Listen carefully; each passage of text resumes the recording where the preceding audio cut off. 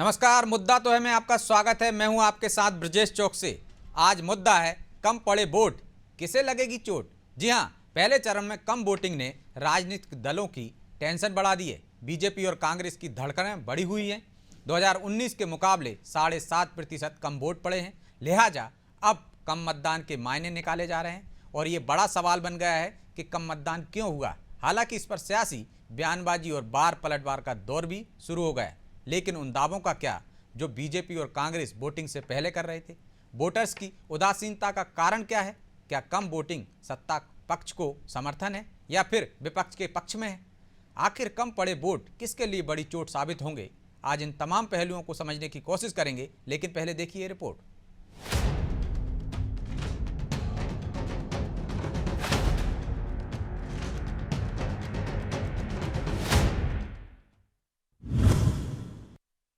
हुआ कम मतदान। कम मतदान से कौन परेशान? पहले चरण का मतदान हो गया है।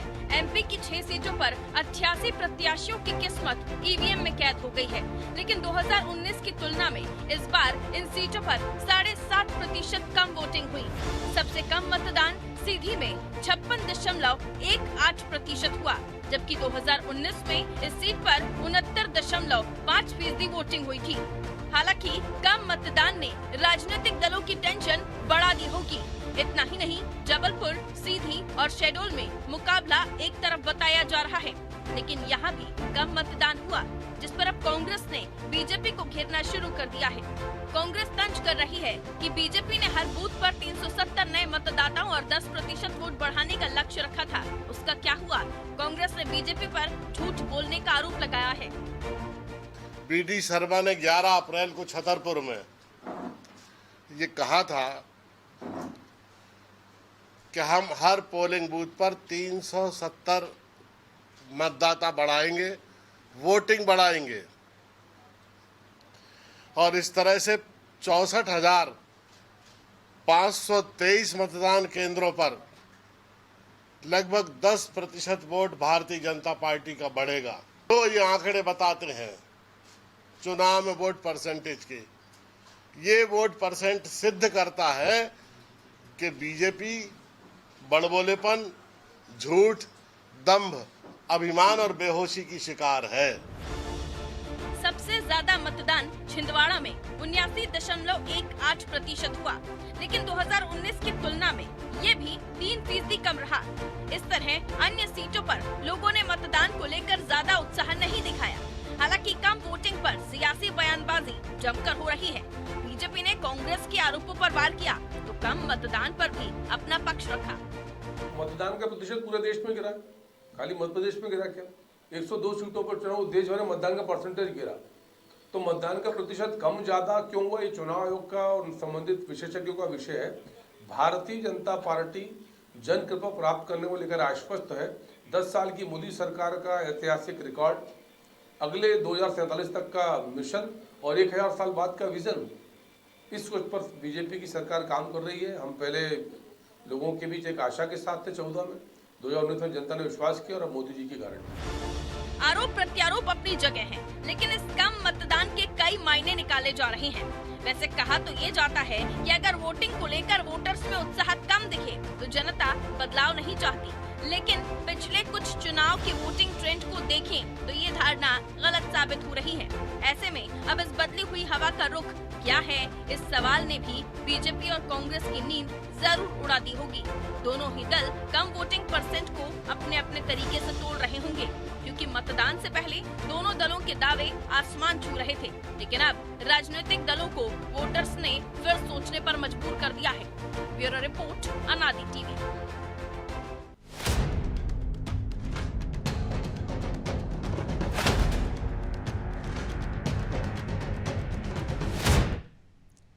तो इस मुद्दे पर चर्चा के लिए हमारे साथ जुड़ गए हैं कांग्रेस नेता अंबिका शर्मा, बीजेपी नेता अजय सिंह यादव और वरिष्ठ पत्रकार प्रदीप तिवारी। तीनों मेहमानों को बहुत बहुत स्वागत है। अजय जी, शुरुआत आज आपसे करते हैं।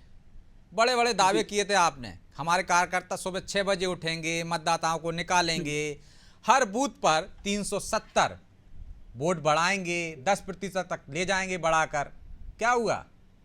अब कांग्रेस मजे ले रही है आपकी, तंज कस रही के झूठ बोलते हैं आप, बतौलेबाजी करते हैं, दम्भ है आपका, अभिमान है। देखिए ब्रजेश जी, कांग्रेस पार्टी की तो जैसी हालत हो गई है तो पूरी देश की जनता कांग्रेस के मजे ले रही है। लेकिन निश्चित ही मध्य प्रदेश के लोकसभा चुनाव में जो मतदान प्रतिशत कम हुआ है वो चिंता का विषय है। लोकतंत्र में आम जनता को ज्यादा भागीदारी करना चाहिए ताकि सरकार चयन की प्रक्रिया में ज्यादा से ज्यादा हिस्सेदारी हो सके। लेकिन इस कम प्रतिशत के जो बहुत सारे कारण हैं उनमें मुख्य कारण यही है कि अधिकांश सीटों पर कांग्रेस पार्टी मुकाबले से बाहर है।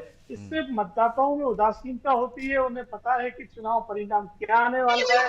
तो हमारे पक्ष के भी बहुत सारे मतदाता इसलिए कई बार उदासीन हो जाते हैं, जो कि एक स्वीकार्य तथ्य है। जैसे एकमात्र सीट मध्य प्रदेश में जहां लगता है कि मुकाबला है छिंदवाड़ा, वहां इस चुनाव में भी लगभग 79% मतदान हुआ, जो कि एक अच्छा मतदान है। बाकी अन्य क्षेत्रों लेकिन में वहां भी 3% कम है ना, पिछली बार 82.42% था। बिल्कुल बिल्कुल, पिछली बार से 3% कम है, लेकिन फिर भी अन्य क्षेत्रों के मुकाबले बहुत अच्छा मतदान है। जबकि अन्य क्षेत्रों में 55-56% तक चला गया।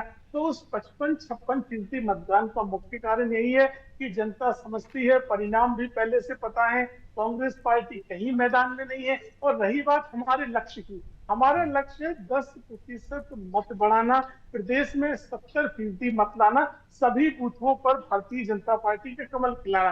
तो 10% मत बढ़ेंगे डले हुए मतों में। अब मुकेश नायक जी जैसे वरिष्ठ नेता इस बात को किस तरह से कह रहे हैं, समझ से परे है। हमारा लक्ष्य 70% जो मत डलेंगे उसमें से 70% मत प्राप्त करना है। तो इसमें कहाँ संशय और कहाँ विवाद की स्थिति है। प्रत्येक बूथ पे 370 नए वोट जोड़ने की तरफ हम बढ़ रहे हैं और इससे जो मतदान हुआ है इसमें भी हम अपना लक्ष्य प्राप्त करेंगे। और कांग्रेस पार्टी जो पिछली बार 35% पे थी वो अब 20% भी नहीं बचेगी। पूरे तो आपका मतलब है कि उदासीन कांग्रेस के वोटर ज्यादा रहे, आपने अपने वोटर निकाल लिए और ज्यादा से ज्यादा मतदान करा दिया। देखिए, उदासीन आमतौर पे जो आम मतदाता है उसमें उदासीन होने की मुख्य वजह यही होती है कि उन्हें कहीं ना कहीं मुकाबला नहीं दिखता। हो सकता है कुछ मतदाता हमारे भी नहीं निकल पाए होंगे, मैं स्वीकार करता हूं, क्योंकि हमारे मतदाता के भी मन में ये आ जाता है कि चुनाव एक तरफा है, कांग्रेस पार्टी मैदान में नहीं है। और आम जनता जब चुनाव के परिणाम के प्रति पूरी तरह निश्चिंत हो तो ये उदासीनता दिखाई देती है। तो लेकिन इस ओवर कॉन्फिडेंस का कहीं नुकसान भी हो सकता है ना, मतदाता कहे कि हाँ मोदी जी तो जीत ही रहे हैं, सरकार तो आपकी बनी रही है और आपके मतदाता ने मतदान ही नहीं किया। देखिए, हमारे मतदाताओं ने मतदान भी किया है, हमारे बूथों पे एजेंटों ने काम किया है और अधिकांश क्षेत्रों में कांग्रेस के तो एजेंट ही नहीं थे, तो उनके तो मत डलने का कहीं कोई सवाल ही नहीं है। ना एजेंट उनके, ना कार्यकर्ता उनके, ना कार्यक्रम उनके। जबकि भारतीय जनता पार्टी पहले दिन से विधानसभा चुनाव के बाद से लगातार काम कर रही है। प्रत्येक बूथ पे हमारे एजेंट काम कर रहे थे, कार्यकर्ता काम कर रहे थे, हमारे राष्ट्रीय नेता प्रधानमंत्री से लेकर राष्ट्रीय अध्यक्ष, गृह मंत्री, प्रदेश के मुख्यमंत्री तक प्रदेश के चप्पे चप्पे एक एक लोकसभा क्षेत्र में गए। तो उदासीन तो कांग्रेस पार्टी थी जो चुनाव में केवल औपचारिकता के लिए चुनाव लड़ रही थी। भारतीय जनता पार्टी चलिए अब जवाब ले लेते हैं अंबिका जी से। अंबिका जी वो कह रहे हैं कि पूरे जो आपके मुकाबले में ही नहीं थे, पहली बात तो उन्होंने कहा कि आप कांग्रेस कहीं मुकाबले में नहीं थी, उदासीन आपका वोटर ज्यादा रहा, जो मतदान डला है उसमें 60 से 70% उनका ही निकलेगा, उनका लक्ष्य तो हासिल हो गया। देखिए, जो कम मतदान होना ब्रजेश जी के चिंता का विषय है इनके लिए, और इस चिंता का विषय अब आम लोगों में चर्चा का विषय हो गया है, टेलीविजन पर चर्चा का विषय हो गया है। ये विकास का जो विजन होता है वो टेलीविजन से नहीं होता। ये लोग इतने दम्भ से अभी भरे हुए हैं कि जब तक परिणाम नहीं आएंगे तब तक ये मानने वाले नहीं है कि अब इनका जनाधार खिसक चुका है और इनकी हवा निकल गई है। सारे जितने भी जिनके लोक लुभावने वादे हैं सबको नकार दिया जनता ने। अब जितना जो झूठ बोल सकते हैं, जितना भी अभी 4 जून तक जो चाहें सो कहें, लेकिन ये पब्लिक है, सब जानती है, इनसे हताश हो चुकी है। 10 साल का इस सत्ता सुख भोग कर इतने दम्भी और अहंकारी हो गए हैं कि अब इनको सच्चाई दिखाई नहीं देती। जबकि वास्तविकता ये है कि जो 6 सीटों पर अभी चुनाव हुए हैं, यहाँ पर ये बड़ी मुश्किल में 2 सीटें जीत जाएं तो बहुत बड़ी बात होगी।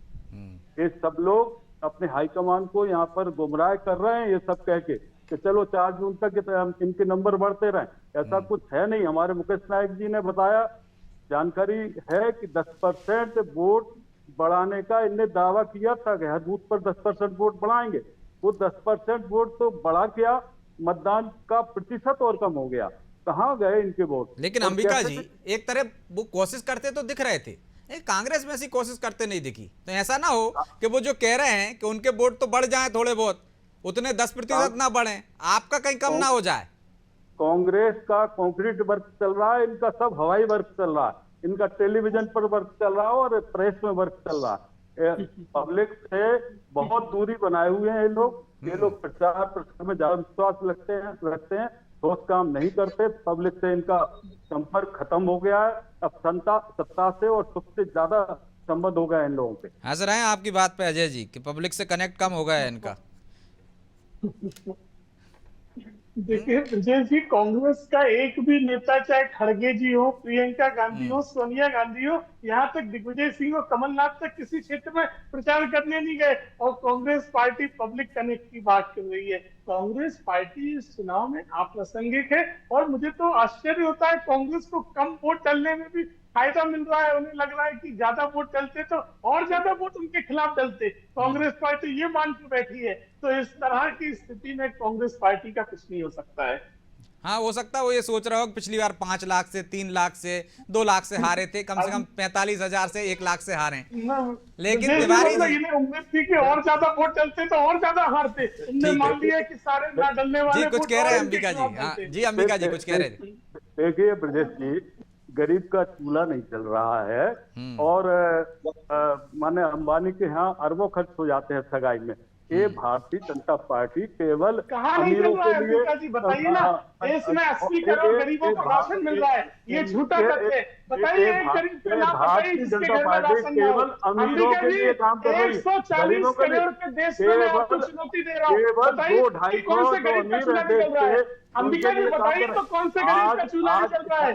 ये झूठ मत फैलाइए, ये झूठ मत फैलाइए। बताइए ना कि चूल्हा नहीं जल रहा है। चलिए ठीक है, आ रहा हूं मैं आप दोनों के पास। ठीक है अंबिका जी, ठीक है, आपकी बात आ गई है। तिवारी जी, कम मतदान क्या सत्ता पक्ष के फेवर में गया है या खिलाफ गया है, और इस कम मतदान से आखिर किसको चोट पहुंचने वाली है? दोनों के दावों में क्या दम लगता है आपको? देखिए ब्रजेश जी, जिस तरह का जो ट्रेंड आया है चुनाव मतदान का, पिछले वर्षों की अपेक्षा इस बार थोड़े कम मतदान हुए, उसका 2 कारण भी है। एक तो मूल कारण इसी समय शादियां, आप देखें त्योहार का भी सीजन है, शादियां ज्यादा है लोगों के क्षेत्र में, और ज्यादातर लोग, और ये सीजन कटाई का भी है। तो एक बड़ा ये कारण है कि जो एक बड़ा तबका है वो कहीं ना कहीं अपने कामों में ज्यादा मसरूफ रहा है। लेकिन और दूसरी वजह है कि गर्मी भी है, तो कुछ लोग निकल पाने में भी असहमति मुझे लगता है कि जताई, जब ये पहुंच नहीं पाए वो समय पर मतदान करने के लिए। तो एक बड़ा वो है कि वो 4 या 5% मतदान घटा है, उसका ये कारण एक ये भी है। दूसरी कारण बढ़ने और घटने के उसमें मुझे नहीं लगता बहुत ज्यादा कुछ नुकसान होने वाला है। पहला फेस है, पहले फेस में लोग जो 6 सीटें थी अभी मध्य प्रदेश में जिनमें चुनाव हुआ, उसमें लोग उतने अच्छे तरीके से हमको लगता है हिस्सेदारी नहीं निभा पाए हैं। लेकिन आने वाले समय में ये मतदान प्रतिशत बढ़ेगा निश्चित तौर पर। आप देखें तो पहाड़ी क्षेत्रों में भी मतदान पिछली अपेक्षा बहुत ज्यादा कम नहीं हुआ, जो थोड़ा बहुत आगे पीछे है 2 या 3% का। तो मुझे लगे आने वाले समय जो होगा वो बेहतर होगा और मतदान भी ज्यादा से ज्यादा लोग करेंगे। और पार्टियों के पास भी मौका है कि वो सबक ले लें, कम मतदान हुआ है तो अगली बार ज्यादा मेहनत करें, क्यों कम हुआ है उस पर ध्यान देकर ज्यादा मतदाताओं को निकाल सकें। लेकिन इस कम मतदान का फर्क किसे पड़ सकता है तिवारी? देखिए कम मतदान का जिस तरह से कम मतदान हुआ है, मुझे लगता है कि कोई बहुत वजह नहीं हो सकती है। समावेश में बीजेपी को भी बेनिफिट हो सकता है। कांग्रेस ने, आप देखें बीजेपी जितनी प्रयास की थी कि हम ज्यादा से ज्यादा वोटरों को निकाल पाए, प्रचार आप देखें तो उससे सत्ता पक्ष की तरफ से ज्यादा था। लेकिन अब इसका असर तो आने समय में बता पाएंगे लोग कि किस तरह से किसके पक्ष में जा रहा है। मुझे अभी जो वर्तमान परिस्थिति है उसमें बीजेपी को कहीं नुकसान नहीं दिखाई दे रहा। अंबिका जी, तिवारी जी भी कह रहे हैं कि बीजेपी को कहीं नुकसान होता दिख नहीं रहा है वर्तमान परिस्थितियों में। जिस तरह से उन्होंने मेहनत की, जनता के बीच में गए, मतदाताओं को निकाला, वैसे आप लोग नहीं दिखे, तो हो सकता है तिवारी उनको जी फायदा हो, लीड भले ही घट तिवारी जाए जी- उनकी। तिवारी जी के अपने विचार हैं ये, मेरा इनसे इन विचारों से सहमति मेरी नहीं है। सही बात यह है कि जो निष्ठावान कांग्रेसी हैं वो हर मोर्चे पर डटे रहे और उनका मतदाताओं से सीधा संपर्क रहा। उन्होंने जो हमारा कांग्रेस का घोषणा पत्र है उसको प्रत्येक मतदाता को इससे अवगत कराया कि हमारी नीति ये है, हमारी नीति ये है, हमारी योजना ये है और हम हवाई घोषणा नहीं करते, हमारे छोटे वादे नहीं होते हैं। आप हमको एक बार मौका दीजिए, हम आपकी सेवा करने के लिए तत्पर हैं। और तो आपको उस 40% वोट पर भरोसा है जो आपको मिला है पिछली बार? नहीं, 40% से ज्यादा वोट बढ़ेगा आपकी बार। आप देख लीजिए ब्रजेश जी, आपकी बार चमत्कारिक परिणाम आने वाले हैं। और इनके ये अति आत्मविश्वास से भरे हुए हैं, इस आत्मविश्वास की और जो डींगे जो लोग मारते हैं इस सबकी हवा निकलने वाली है। 400 पार का दावा इनका धरा का धरा रह जाएगा। जैसे इंडिया साइनिंग का इन्होंने पहले दावा किया था और अति आत्मविश्वास से भरे हुए थे, इसके बाद पब्लिक ने क्या फैसला किया, सोनिया जी के नेतृत्व वाली कांग्रेस पर मोहर लगाई, सोनिया जी की नीतियों पर मोहर लगाई और सरदार मनमोहन सिंह को देश का प्रधानमंत्री बनाया। ऐसा ही अब की बार होने वाला है, आप देख लेना। तो अजय जी, इस बार भी चमत्कार होने वाला है, जैसा चमत्कार विधानसभा चुनाव में आपके फेवर में हो गया था। कहीं ऐसा ना हो कि 40% जो वोट बैंक है उनका, जिस पर वो भरोसा कर रहे हैं अंबिका जी कि निष्ठावान है, उसने वोट दिया है। देखिए ब्रजेश जी, सबसे पहले मैं अंबिका जी की बात से शुरू करूं। आप कहते हैं कांग्रेस का निष्ठावान कार्यकर्ता, पिछले 4 महीने में कांग्रेस के लाखों कार्यकर्ताओं ने भारतीय जनता पार्टी की सदस्यता ली, तो कांग्रेस तो अपने ही नेता कार्यकर्ताओं में विश्वास खो बैठी। जहां सुरेश पचौरी जैसे बड़े नेता, वहीं कमलेश शाह जैसे विधायक, यहाँ तक कि कई पूर्व मंत्री, पूर्व विधायक, यहाँ बूथ स्तर तक कांग्रेस के कार्यकर्ताओं ने कांग्रेस को छोड़ा है, जो सबके सामने है। तो कांग्रेस पार्टी तो अपने कार्यकर्ताओं के बीच में विश्वास खो चुकी। आप सोनिया गांधी और राहुल गांधी के कसीदे पढ़ रहे हैं। सोनिया गांधी क्यों नहीं लड़ी रायबरेली से चुनाव? क्यों राज्यसभा का बैकडोर एंट्री ले ली उनने, अगर उनकी इतनी तेज सुनामी चल रही थी इस देश में? राहुल गांधी क्यों वाई नॉट चले गए? क्यों अमेठी से चुनाव नहीं लड़े अगर उनकी सुनामी चल रही थी? तो राहुल गांधी और सोनिया गांधी को अच्छे से समझ गए कि इस चुनाव में कुछ नहीं होने वाला उनका, जनता उन्हें अच्छे से पहचान गई है। और अंबिका शर्मा जी जैसे कांग्रेस के वरिष्ठ नेता प्रवक्ता अपनी जिम्मेदारी निभा रहे हैं, उनको भी पता है सच्चाई, लेकिन क्योंकि बंधे हुए हैं, जिम्मेदारी निभाना है तो दावे करना है। मध्य प्रदेश में कांग्रेस पार्टी को अधिकांश बूथों पे एजेंट नहीं मिले, मैं दावे से कह सकता हूं। और अगर कांग्रेस के नेता कहेंगे तो मैं लिस्ट भी प्रस्तुत कर दूंगा जहां कांग्रेस के एजेंट नहीं थे। जब आपके एजेंट नहीं थे तो काहे के वोट, काहे का कमिटेड कार्यकर्ता? कांग्रेस पार्टी मध्य प्रदेश में केवल और केवल औपचारिकता का चुनाव लड़ रही है। कांग्रेस पार्टी कहीं मैदान में नहीं है। आपके गठबंधन का आता पता नहीं, देश की जनता कहती है विकल्प। आपके गठबंधन के अलग अलग पार्टनर अलग अलग घोषणा पत्र लाते हैं। चलिए जवाब ले लेते हैं, अजय जी जवाब ले लेते हैं। वो कह रहे हैं कि उनके पास पूरी सूची है, वो आपको उपलब्ध भी करा देंगे, कहेंगे बहुत सारी जगह आपको एजेंट नहीं मिले। और कैसे निष्ठावान कार्यकर्ता, 2.5 लाख से ज्यादा चले गए उनके पास, बड़े बड़े नेता छोड़कर जा रहे हैं। अब कहाँ बचा है निष्ठा और कहाँ बचे निष्ठावान कार्यकर्ता? मैं सबसे पहले तो माननीय ब्रजेश जी आपकी जानकारी में दे दूं कि यह कांग्रेस के जो कार्यकर्ता या नेता लोग गए हैं तो वो स्वाभाविक रूप से नहीं गए, उनकी पकड़ हुई है, उनकी पकड़ की गई है। जिस प्रेशर में उनको लिया गया है, ये संवैधानिक तरीका नहीं है, ये लोकतांत्रिक तरीका नहीं है।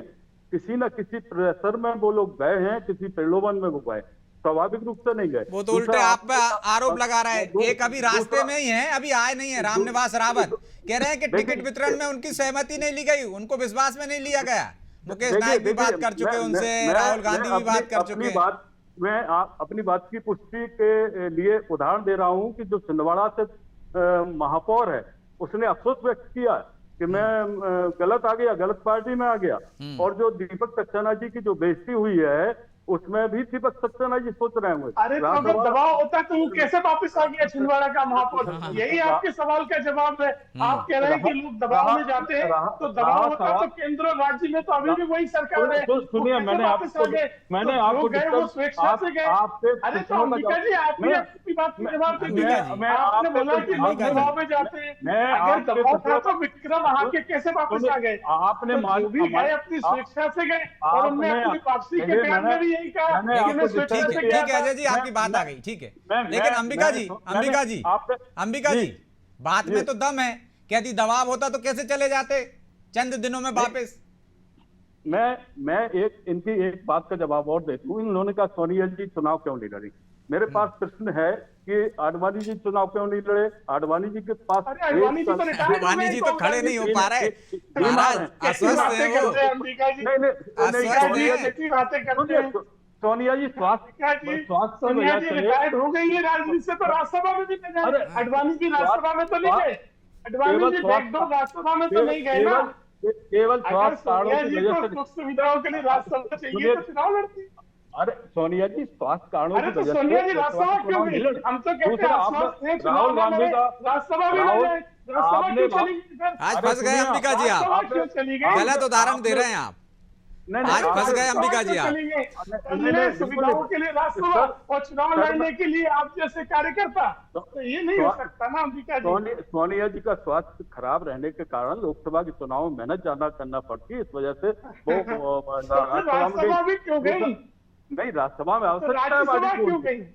आज आडवाणी की जरूरत नहीं है क्या आपको पार्टी? आडवाणी जी किसी सदन में नहीं है, क्योंकि वो बुजुर्ग है, सीनियर है, मार्गदर्शक है, लेकिन वो किसी राज्यसभा या किसी भी सदन में नहीं है। आडवाणी जी आपने राहुल गांधी कोई बैकडोर एंट्री में नहीं है। राहुल गांधी के वायनाड जाने के लिए बोला, तो मैं कहना चाहता हूँ राहुल गांधी देश के नेता हैं, जैसे आपके मोदी जी देश के नेता हैं।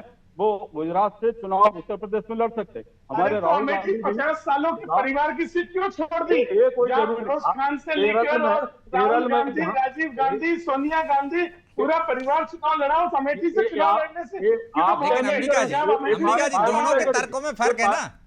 ये प्रधानमंत्री हारने के कारण नहीं गए वहां छोड़कर। देखो अलग अलग, आज गलत उदाहरण दे रहे हैं आप। आपका तो केरल में चुनाव से क्यों भाग गए? कार्यकर्ताओं को लिए संघर्ष का रास्ता और राहुल गांधी, सोनिया गांधी के लिए सुरक्षित रास्ता, ये कैसे चलेगा?